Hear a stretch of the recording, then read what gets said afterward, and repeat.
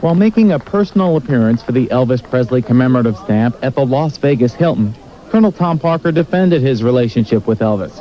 He gave this rare television interview exclusively to Inside Edition. Scripts. I never read script. Elvis read script. The boys brought him script. William Morris. I had nothing to do with him picking whatever picture he wanted to make. Colonel, I've spoken to some people in the so-called Memphis Mafia, and they told me that one of the reasons Elvis got so heavily involved in drugs was because he was frustrated with his career, a career path that you led him on. What do you think of that? Well, those that do that, they did it because they got paid for it. Books, they paid them. We have quite a few members of Elvis' staff that don't feel that way. For the time Elvis died, 16 years ago, till today, I've turned down more books for big money because my story, they will not print. He said, no, we want the dirt. I said, well, I'm not a dirt farmer. That's the funniest story ever came out. There was never no plan for him to do Star Born.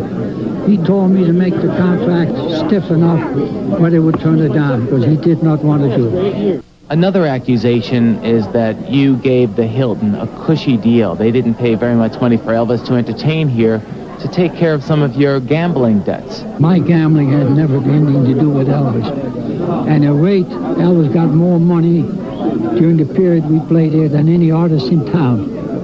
Liberace was getting $50,000. He was getting $125,000 a week. The Colonel was also criticized for making bad business deals for Elvis and taking half of his profits. I know of 4 or 5 big stars that have a deal like that. But my deal was not 50% of the profit. My deal was 50% of work I created where he did not have to perform.